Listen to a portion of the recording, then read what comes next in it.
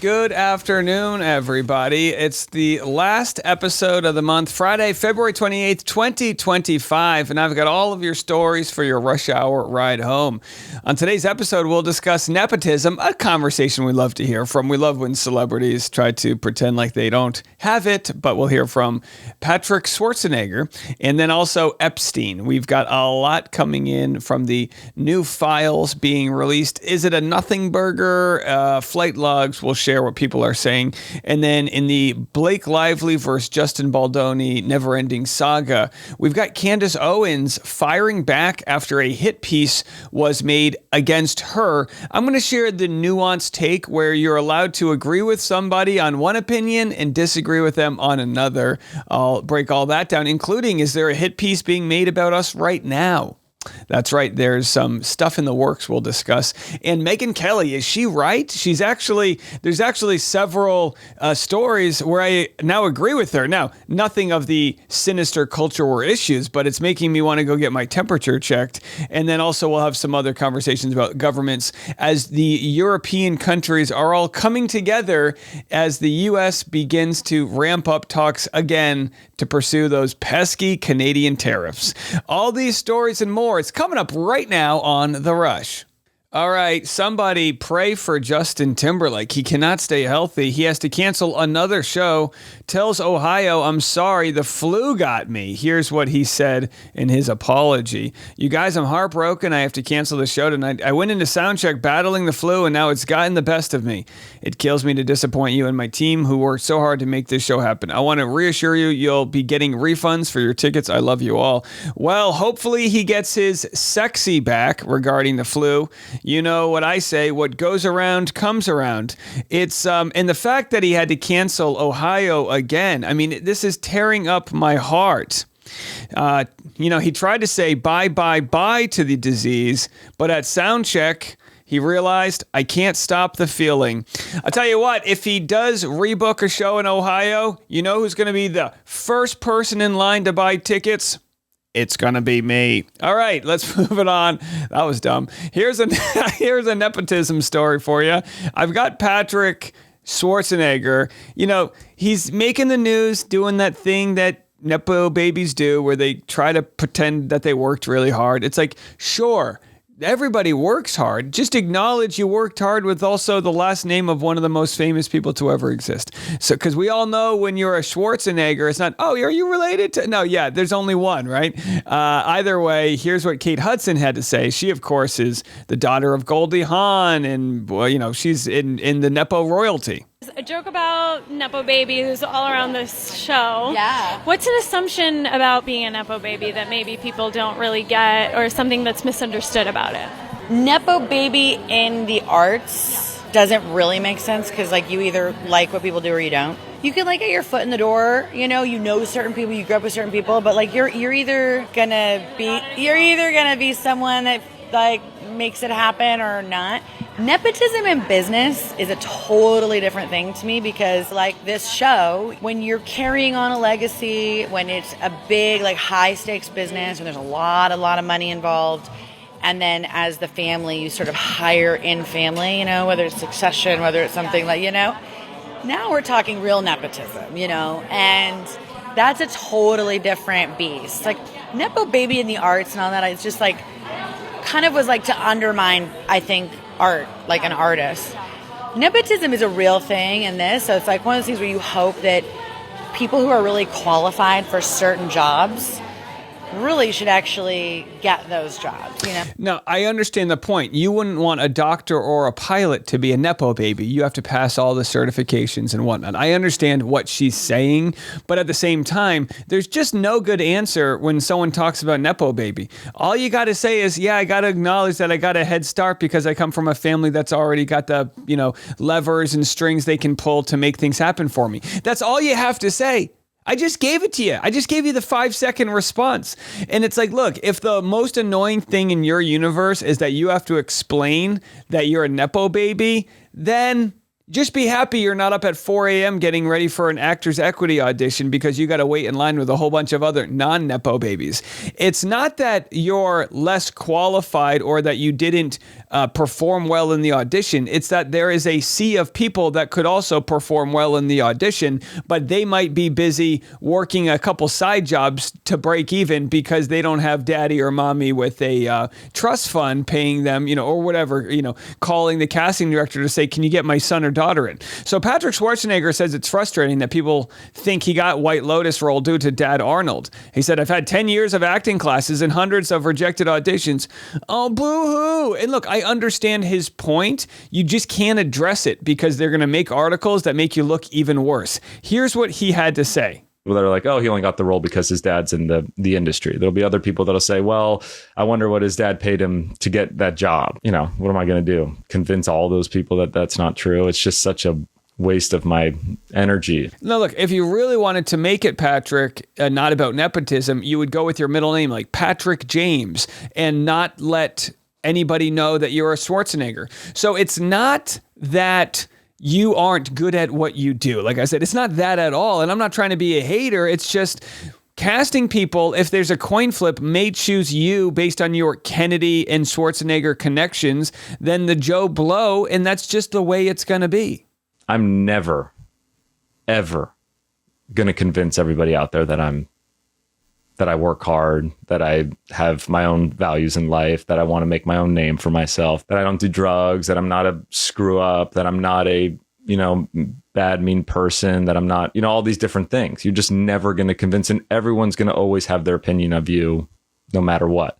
Should I open up a school of PR for people that are Nepo babies? How about this? I'll just give you this advice. When asked about it, just say, yeah, I got a head start in one way or another because of my name. Absolutely. I tried my best to take advantage of the support that I got in an ever changing and very competitive world. And I'm very lucky to be where I am. Period. All right, let's move it on. Here's a little update on today's economic blackout. And the goal is don't shop. And if you have to shop, don't shop at major retailers like Walmart and Amazon. Now, we did reach out to those companies and they're not commenting on this. But this is really tapping into a lot of consumer frustration that we are seeing. Just sort of, you're seeing corporate profits increase, but for people at home, they're struggling. And I will note that there is a faction that's also piggybacking on top of this, that's targeting companies that are rolling back their DEI efforts. It's going to be hard to quantify something that's just 24 hours, but we have seen targeted boycotts like with Bud Light work. So, yeah, that's a good point. Targeted boycott. The civil rights boycotts in the 1960s were sustained, and they eventually worked. But this is just one day. These are billion-dollar corporations. Will it have an impact? The folks that I'm talking to often say that it's more optics than everything, but I do think that it has tapped into a very timely consumer frustration. You and I talked about the consumer confidence numbers the other day. People think inflation is going to be 6%. There's new CBS polling that 77% of people think their income isn't meeting where inflation is growing. 53% of people say that they can't afford groceries. Yeah, look, it's a tough time out there, and I'm not here to say I told you so, but a lot of the issues that existed with Biden or were growing and now exist with Trump.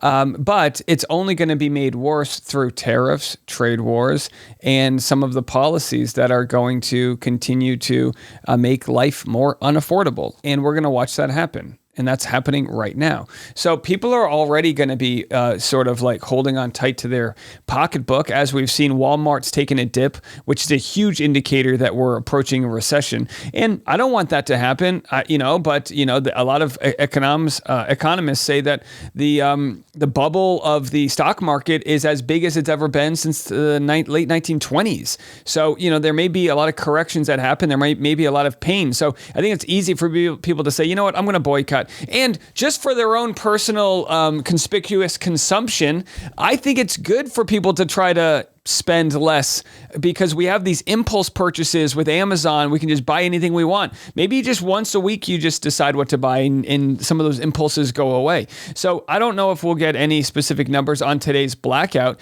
I'm personally going to go to a nice meal with some family at a locally owned restaurant, which I already try to do. I try to eat local because I love to support local restaurants. But either way, do what you want. I tell people, this is all existing. do what you want with your hard-earned money.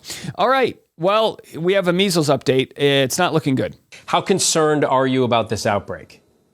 Well, Phil, I am incredibly concerned. This is the largest measles outbreak in Texas we've seen in 30 years, with 124 cases and rising. We're already at 40% of last year's total measles cases. And with this new death, it really underscores that this is not a mild illness. It can be deadly. And while we did eliminate measles in 2000, these steadily declining vaccination rates are fueling outbreaks. Yeah, you need something like 95% of your local population vaccinated. And I think the outbreak that happened was with a Mennonite community, and they did not reach that level. And some people have started to die, or at least one child, right? And apparently you can carry the disease before it shows up for several weeks. So we won't know for a few weeks how far and wide this has spread. But we will be giving you guys your updates. If you do feel sick, socially distance yourself and be conscientious of others. All right, let's go to the Epstein stuff. This crazy story coming next. All right, I'll have the Candace Owens, Blake Lively hit piece for you in a little bit, but first let's go to Epstein. Last night, 200 pages of documents were released, but did anything new come out? Have a listen. General Pam Bondi wants the FBI to release what she's calling the full and complete files related to the Jeffrey Epstein case. She seems to think there's more than what's out there. Around 200 pages of documents were made public last night, mostly things we already knew, including flight logs for Epstein's jet, Epstein's contact book, a lot of famous names there, and an evidence list. The White House also released Epstein-related information to a small group of conservative social media personalities who then posed for pictures with the binders as they left the White House. There's some pictures.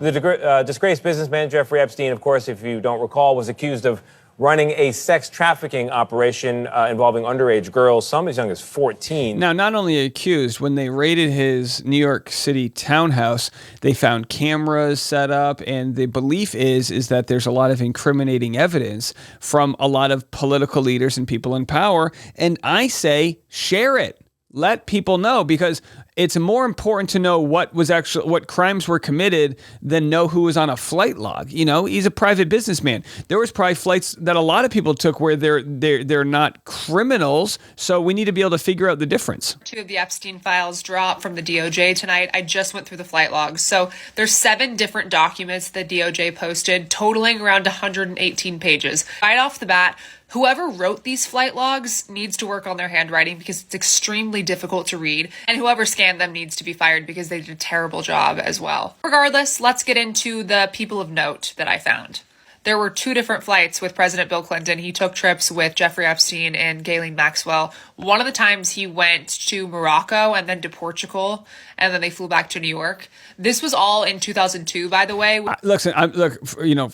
Cancel Bill Clinton. I don't care. But I want to know which of these flights went to Jeffrey Epstein's private island. That's the biggest indicator of something nefarious. Which is about a year after he finished up his presidency. Fast forward to 1994, President Trump, who was obviously not president at the time, flew with, I thought it looked like it was potentially with his kids, because I could see the name Tiffany and then it also said nanny. So I can't confirm that, but also looks like the Mark Middleton guy was there. He's the lawyer who also served as the special counsel and assistant to President Bill Clinton in the White House during the 1990s. He actually allegedly killed himself in 2023. Jeez. And on that trip, they flew from Palm Beach to DCA and from DCA to an airport in New Jersey. Another person of note that seemed to be on quite a few Epstein flights was Naomi Campbell. So Miss Georgia and runner-up for Miss USA. Now that's sketchy. Why would Naomi Campbell? And again, I'm just speculating, but was it because she was a liaison to the modeling industry? Trump was, involved with Miss USA. He owned it. So again, could just be that Trump owned it and she worked with it. So again, we'll have to figure this out. Her name was Erin Nance. She was on plenty of flights, and actually one of the flights that she was on was with Trump as well. Lawrence Summers, he was a former Harvard president. He was on plenty of flights.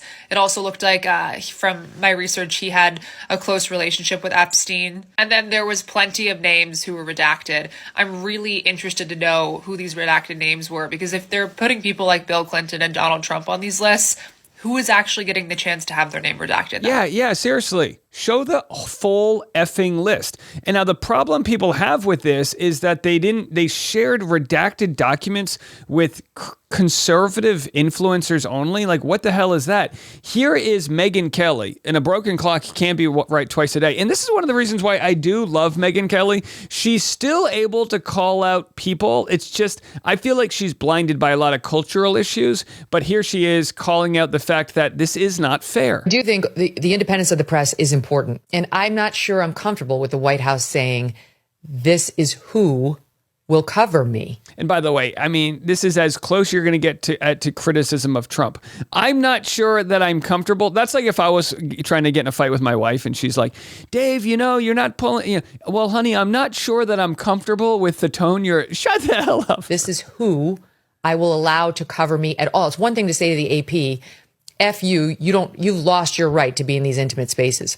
By the way, the AP was banned because they refused to call the Gulf of Mexico the Gulf of America. But there is a difference in saying we will decide, not you members of the press, who gets to come into every space and ask questions of the president. I mean, we could be in a Democrat administration next where they're like nobody other than MSNBC and, the AP. And by the way, Megyn, I agree with the analogy, but it's like this is what it takes, right? The only reason Megyn Kelly is worried that this might be one-sided is that the Democrats could do the same thing when they're in office, where they only want to have liberal podcasters share their news. I think it's good to have liberal and conservative voices kind of combat things. You need a little friction to get to the truth. Can have access and ask questions. This White House is not, they haven't thrown out all left-wing media. It's almost still the pool that they want, dominant left-wing media. I'm just saying the principle of it, if we're going to discuss the principle of it, we're on dangerous ground here. And we are. And as you'll see, as we cover this right now, they only invited conservative media, which some are calling essentially paid actors.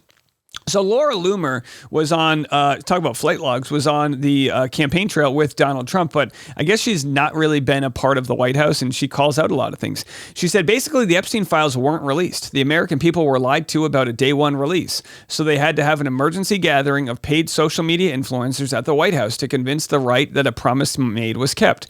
Pam Bondi, Attorney General, was the Florida Attorney General from 2011 to 2019. During that time, she had every opportunity to come down on Jeffrey Epstein, who lived in Palm Beach, but she didn't. I don't need history to be rewritten in an ugly white binder with curation from conservative influencers. What an insult to the American people.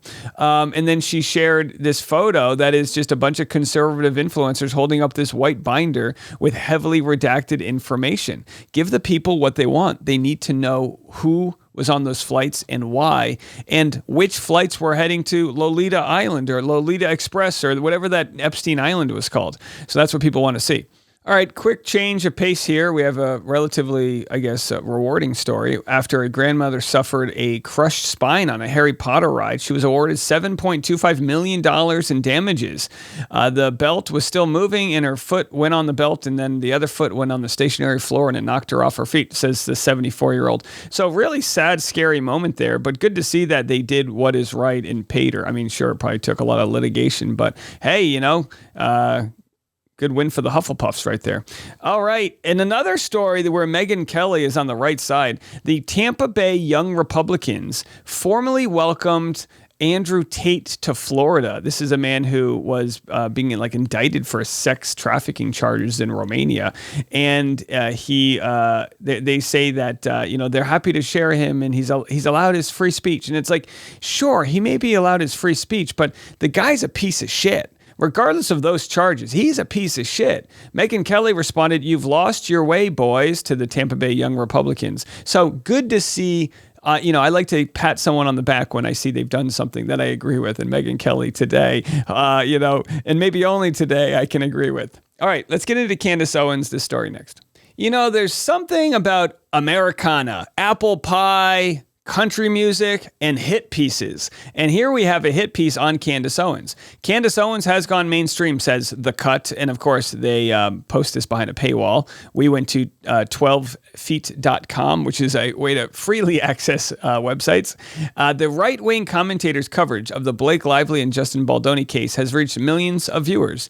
And look, I always say a broken clock is right twice a day, but I'm not here to call Candace Owens a broken clock. She is sort of like anti-establishment. She's really hard to lock down because she, might be pro a stance that you're against and vice versa. But I think she, running her own account now on YouTube, not being a part of social media or corporate media, can speak her truth. And you may disagree with that. I disagree probably with the majority of her takes, like I disagree with the majority of Megyn Kelly's takes. But with that said, I agree with a lot of her takes in the Blake Lively, Justin Baldoni universe. And that can be true. The entertainment industry is not a monolith.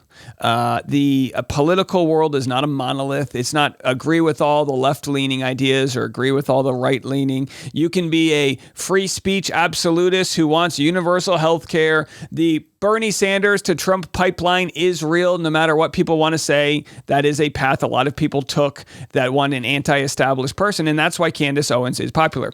Well, this story is essentially a hit piece, and basically, I'm not going to read it for you in its entirety, but they basically share how she has grown in popularity by talking about Blake Lively, and because this is a gossip Hollywood entertainment news topic, there's been a lot of people on the left that have agreed with Candace Owens here. There has been a fear and possibly a shame by a lot of people that she is going to switch their opinions. Like all of a sudden, just because you agree with Candace Owens on the topic of Justin Baldoni, Blake Lively, now you're going to no longer be pro-choice and you're going to vote. No, that's just not how the world works. It's insulting to think of people in that way. Candace Owens has her opinions. You can listen to them without agreeing with them. It is not a gateway drug. That's what they want to make it look like. They want to make it look like if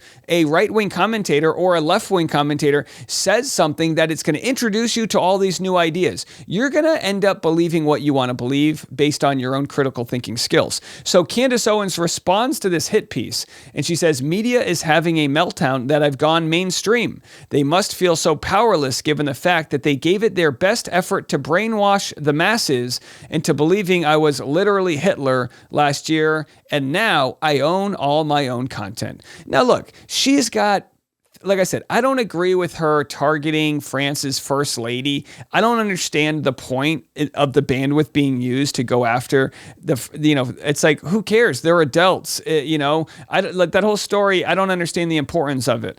And you might say, well, she groomed Macron when he was, okay, well, what do you want to do? Break them up? Like that's for them to work out at this point. She says something that I agree with though. Lesson, you never have the power to destroy who you didn't make. Creators can always keep creating. What I'm seeing a lot of recently, not necessarily pro Blake Lively sentiment, but I am seeing the PR machine work. In fact, I was interviewed, I'm not going to say by who until the interview comes out, but I was interviewed by a magazine yesterday. I gave them a 40-minute interview. We'll see which direction it goes, but I think it's fair to say that the interviewer was really trying to ask me questions that leaned on audience capture involving being pro-Justin Baldoni and anti-Blake Lively and why the internet is siding with a man over a woman. I truly believe that was the direction of the interview, which may lead to a hit piece on content creators. And there will be a time to respond to that once the interview is out. And maybe it's not a hit piece and maybe it's a little bit more complicated. Although I do think the company that is writing the article is known for hit pieces. I decided to be a part of the conversation because I know my voice and I know my intention and I'm willing to fight if that is misconstrued at all, which I don't think will be the case. I had a good conversation with the reporter. But all that to be said, just to show you can't do this in today's world. It doesn't work. You can't. Now, look, you can write an article about Candace Owens going mainstream, but you have to have the nuance about why someone like Candace Owens is popular.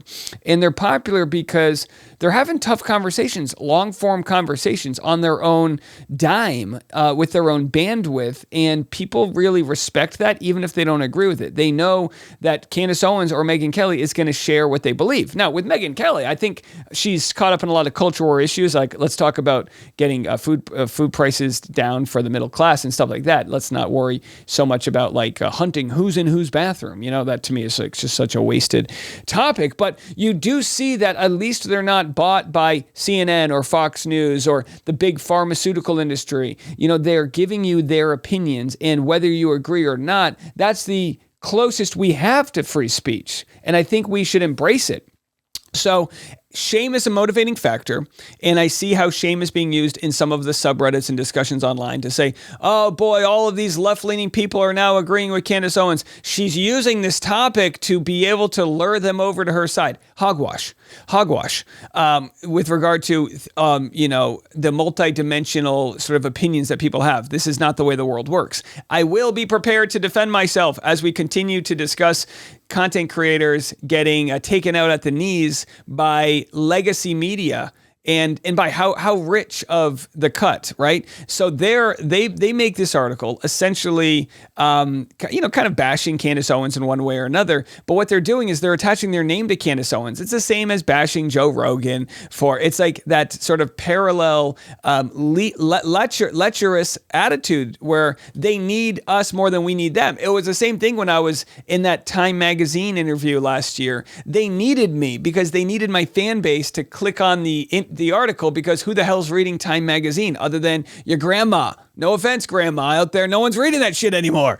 So this is the new world we live in, where these parallel stories of trying to come after the content is in fact them just trying to get a slice of the pie.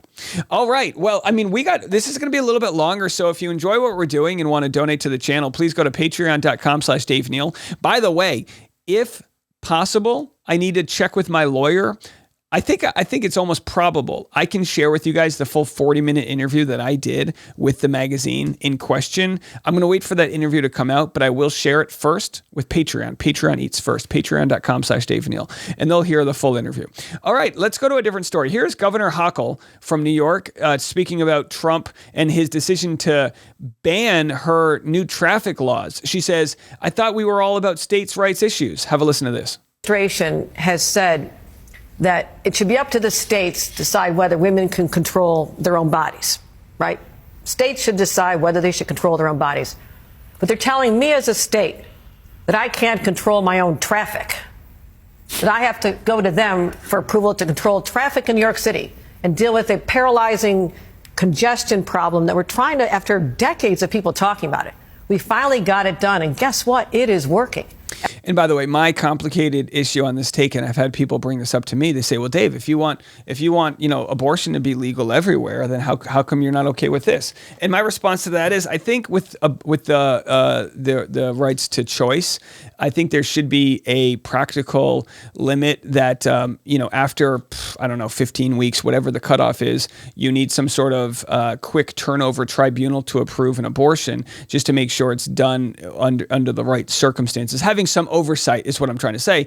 Oversight, but also doctor decision and women's decisions. And I say this because I think healthcare and I think personal liberty is a federal issue that should be protected, whereas the congestion and traffic issues should be something that the local city and state handle. Everybody should see this brochure that I designed. I'm very proud of this. But it shows, all the numbers, the traffic. What was this for, this brochure? Well, a meeting you had. I did make it for the president, but I'm willing to share it with all of you. Okay. I took this to the White House when I was there with the governors in the afternoon. I said to the president's staff, I said, I still need that conversation about congestion pricing that he promised me. I said, Mr. President, you're a New Yorker. First of all, the most offensive thing I found in the letter from Sean Duffy was citing New Jersey, saying they don't like this program. I said, Mr. President, we're both New Yorkers. What do we care what New Jersey thinks? Easy. Come on, I'm from Jersey. Well, it's a lovely place. But you know what? You're right in if you are taking the tunnels. It's 48% faster. So I want New Jersey residents to come here. you're part of an important part of our economy. Now, I don't understand too much about this toll issue because I haven't had to deal with it on a personal level, so I'm not going to share my opinion on it. But let's see, we have some info on the tariffs. Remember, Trump said he's going to pause the tariffs for a month? Well, a month has passed. Here's what Trudeau has to say about the Canadian tariffs. Thing on tariffs is to emphasize that our government, and indeed all of Team Canada, premiers, business leaders, community leaders, are focused on one thing: making sure that come Tuesday and for the weeks that follow, there are no tariffs imposed on Canada. So right now, it looks like they've already negotiated everything they were going to negotiate, right? Trudeau says, well, we'll make sure no fentanyl gets over to the U.S. And Trump's like, well, thank you so much. That bought you a month. So is he going to do the tariffs or is he not? What we know is all of the Canadian governments, the different provinces, and they're all in lockstep together. They're all unified, and they're going to stick it out. They're supporting Made in Canada. They're not buying American. They're essentially boycotting America as they promote from within, which is good for their country. It's good for their economy to keep their money localized. It is not good for the United States. Here's what we have here. The European leaders also coordinating, because you might say, well, the U.S. is such a big government, but you start putting together all the European economies, you start to put together Canada, Mexico, all of a sudden, will there be some sort of trade agreement made outside the U.S.? And if so, how the hell does this benefit us? Are all of the European leaders coordinating? And if so, what's the message? We are coordinating, and of course the message is that the fight that Ukraine is having is not only about Ukraine's sovereignty, but it's much, much broader. It's about freedom of the free world, really. It is clear that Russia attacked Ukraine. But the Trump administration has decided now not to say that explicitly. It is certainly, a very strong Russian narrative that they want to run to really push, saying that, it's a conflict between two equal parties. It is very clear. One country attacked another country. So we know all that, right? But what the glaring issue is, well, are people going to be unified with the U.S. or are they going to have their, like I said before, a side chat where they want to make deals without us, and how will that hurt us? And these are important pieces of collateral damage that happen when you try to make it an us versus them, foe versus friend, right? We could just have open trade borders with Canada, but instead these tariffs are made to try to leverage our purchasing power to get something out of the deal, when in fact the collateral damage being done is Canada's not playing along, right? When you stand up to the bully, you kind of realize maybe the bully's a little weaker than you thought. So I want to end on this. This is Anthony Scaramucci, and he's willing to call things out. Look, he worked for the Trump administration. He stood by them for like a year or two until they attacked his wife. People could say, oh, he's got Trump derangement syndrome, but he's certainly not a liberal. Here's what he has to say about the sort of mental capacities happening right now within the executive branch. Doesn't want to say this because he's the leader of the free world, but Trump has obviously got something wrong with him. I mean, I don't know if you saw that artificially intelligent Trump Gaza video that he posted on his own Truth Social network. And so anybody that looks at that, whether you're a clinical profiler for MI6 or the CIA, I mean, you don't have to be a rocket scientist to know that something's wrong with Trump. It's like if someone in British football broke their leg and the bone was sticking out, you don't have to be an orthopedic surgeon to know that there's a broken bone. And, Anthony Scaramucci is not alone there. The polling numbers are dipping. They're the lowest for a president at this point in time in his presidency ever. The only other poll numbers that have slipped so low at this stage of a presidency was Trump's first term. Now, do I say that to be a hater? No, these are the pollings of the American people.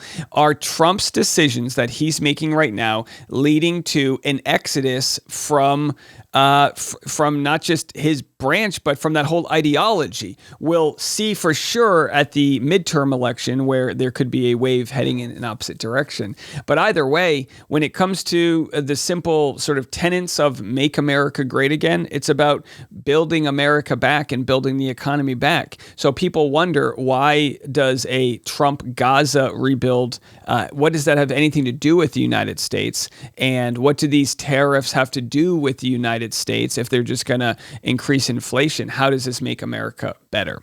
That's the question people are asking, a fair question to ask, and we'll have to see as it plays out, and we'll be here to continue to cover it. Well, we had a really great week. We really did. It was one of the most successful weeks of the channel ever. And I appreciate all the new audience. I'm getting all of your emails. I'm getting your Patreon subscriptions and all of the Venmos and all of that. It means the world to me that you guys have stumbled across my channel. As we continue to grow, we'll continue to find new ways to improve and, just try to give you the best quality product. Tomorrow, this weekend, I will have a special episode for you. I'll do a Q&A. I'll post the Q&A on my Instagram.